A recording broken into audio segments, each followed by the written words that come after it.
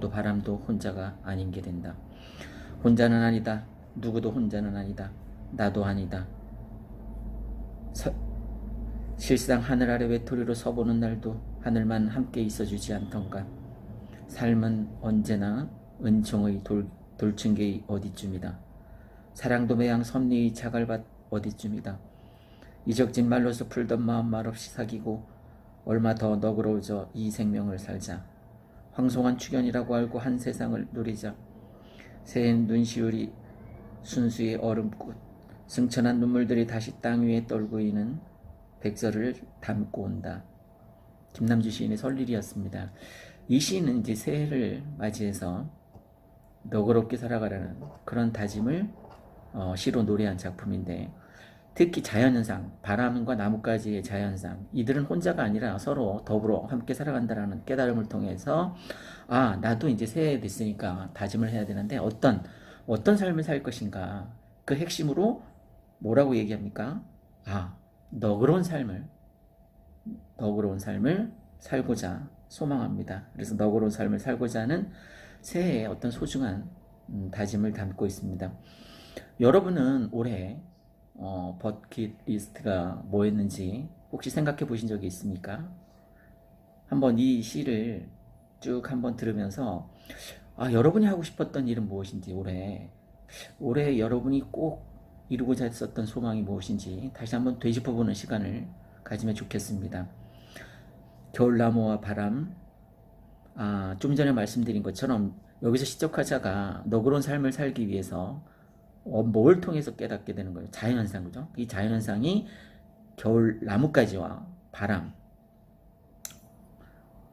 머리채가 긴 바람은 투명한 빨래처럼, 참 재미있게 표현했는데, 추상적인 바람 보이지 않죠, 그죠? 그런데 그것을 투명한 빨래라고 시각적으로 형상화해서 표현했습니다. 진종일 가지 끝에 걸려 나무도 바람도 혼자가 아닌 게 된다.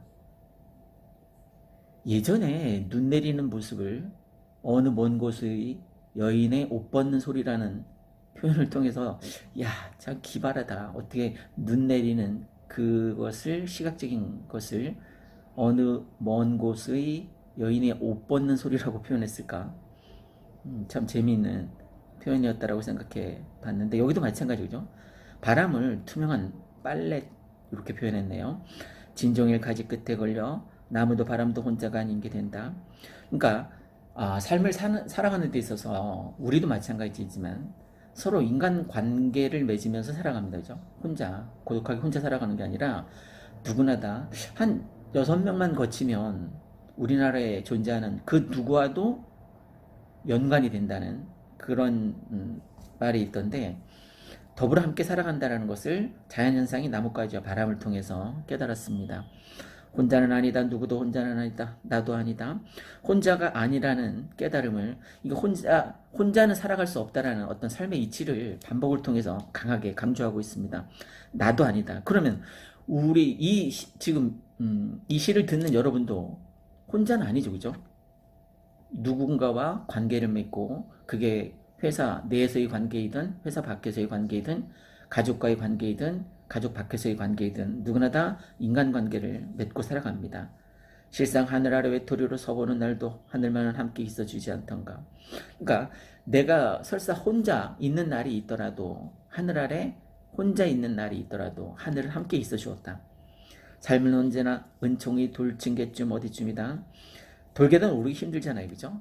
특히 무릎이 시원찮은 노인분 같은 경우에는 정말 어려운데, 삶을 뭐라고 표현했어요? 그 돌층계를 오르는 일이다라고 표현했습니다. 쉽지 않은 일이죠. 사랑도 매양 섭리 자갈밭에 어디쯤이다. 고난과 시련이 있다는 거예요. 여러분, 삶이 내 뜻대로 됩니까? 전혀 내 뜻대로 안 됩니다, 그죠? 그래서 힘든 건데, 내 뜻대로 안 된다는 걸 이제 알았으니까 마음 내려놓고 그냥 설렁설렁 대충 사는 겁니다. 너무 막 각박하게, 돈을 벌기 위해서 너무 각박하게 살다 보면 마음의 상처를 받는 일이 많이 있을 수 있습니다. 어디선가 내가 읽은 글귀인데, 삶은 속도가 아니라 방향이라는 말을 제가 들은 적이 있습니다. 그런 것 같아요.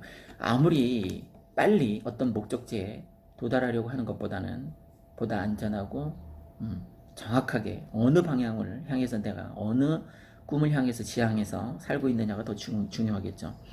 이적진 말로써 불던 마음 말없이 사귀고 얼마 더 너그러워져 이 생명을 살자. 황송한 축연이라고 알고 한 세상을 누리자. 삶의 어떤 겸손한 삶의 자세가 나와 있는데, 특히 내가 새해 어떤 다짐을 하는 거예요? 난 앞으로 너그러운 삶을 살겠대요. 보다 너그러운 삶을 살겠다라는 것을 새해 다짐하고, 황송한 축하잔치라고, 이 삶은 살아볼 만한 가치가 있는 거죠. 그죠? 우리가 어떤 가치관, 어떤 삶의 목적, 어떤 꿈, 이런 게 다 다를 수 있는데, 아까 말씀드린 것처럼 방향만 정확하다면 누구나 다 이루고자 하는 그 소망들을 향해서 달려나갈 겁니다. 새해 눈시울이 순수히 얼음꽃, 승천한 눈물들이 다시 땅 위에 떨고 있는 백설을 담고 온다. 그러니까 결국 삶을 형성하였다라고 볼 수 있는데, 순수한 마음으로, 너그러운 마음으로, 순수한 마음으로 살아가자라는 다짐의 자세가 잘 나타나 있습니다. 그 나뭇가지하고 바람이 고통과 존재가 아니듯이, 우리도 늘 누구와 더불어 함께 살아가는데, 앞으로의 삶은 보다 너그럽고 순수하게 살아갔으면 좋겠다라는 시가 전체 내용이었습니다. 혹시 여러분이 올해 버킷리스트를 아직 정하지 못했다면 이 내용을 한번 참고를 해보세요. 첫 번째, 뒤에서 걸을지언정 뒤처지지 않는 날을 보내자. 이 얘기는 뭐냐면, 모든 사람들이 다 1등 아니면 매번 리더로 살아갈 수는 없습니다. 그죠? 살면서 중요한 건 좀 뒤에 처져서 걸을지언정 뒤처지지 않게, 하고 싶은 일이 있다면 뒤처지지 않도록 노력해라. 두 번째, 완벽해지려고 하지 말고 나를 만족시키자. 소확행이란 말을 참 좋아하는데, 소소하지만 어떤 내 만족을 시켜줄 수 있는 확실한 행복을, 하다못해 내가 가까운 맛집에 가서 저녁 식사를 함께 하더라도 내가 만족할 수 있는, 특히 스트레스 받지 않는 삶을 살도록 하세요. 그때 말씀드린 것처럼 누가 나한테 막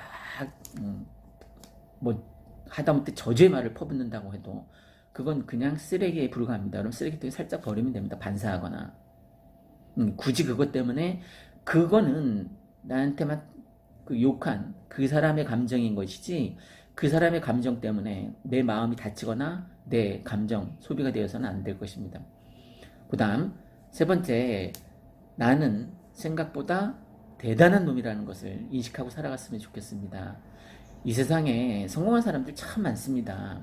하지만 우리가 느끼는 그 삶의 부담감, 이런 것 때문에 우리가 대단하지 않다라고 생각하는데, 자세히 들여다보면, 그때 불꽃이 얘기해 준 것처럼 자세히 보면 나는 참 괜찮은 사람입니다. 그러니까 내가 괜찮은 사람이라는 확신을 갖고 하루하루를 지냈으면 좋겠습니다. 그 다음 네 번째, 최고보다는 최선의 삶을 선택하는 삶을 살았으면 좋겠습니다. 최고가 되기 위해서 매달릴수록 주변 사람들이 떠나갈 수도 있거든요. 하다못해 돈 때문에 사람을 잃을 수도 있고, 좀 자기 자신이 좀 인색해지기 쉬운데, 실패해도 혹은 성공한 사람들과 똑같지 않은 좀 다른 삶을 살더라도 마음의 여유를 갖고 살아갈 수 있었으면 좋겠습니다. 그 다음에 어떤 선택에는 책임이 반드시 따르는데, 그 선택의 기준이 나의 만족, 나를 만족하는데 시간을 내서 좀 깊게 생각해 봤으면 좋겠습니다. 무슨 얘기냐면, 모든 선택과 판단의 기준은 나입니다. 더 구체적으로 얘기하면, 모든 선택과 판단의 기준은 나의 행복임 달려 있습니다.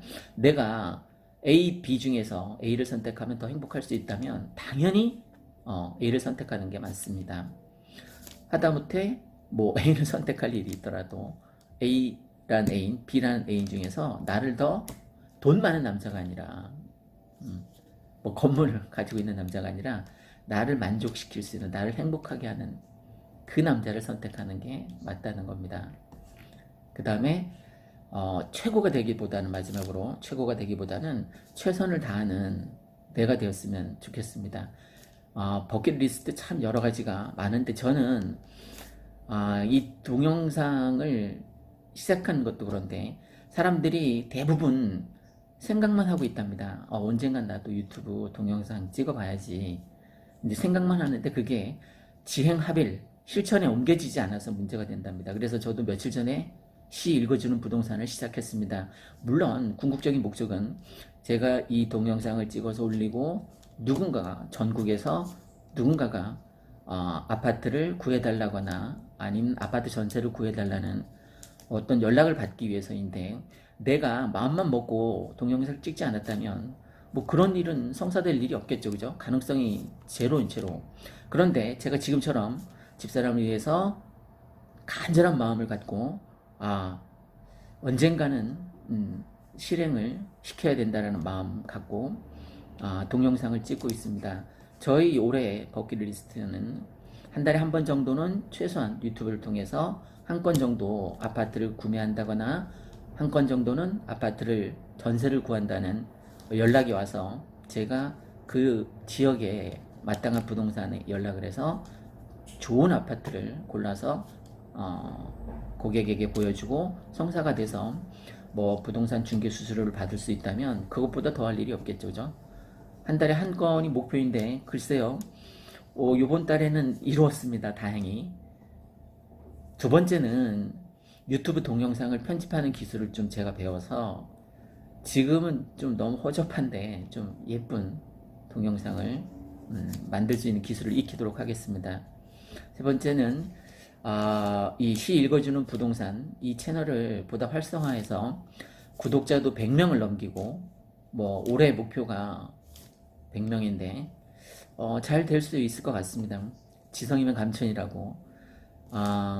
이 채널을 지금 시청하고 계신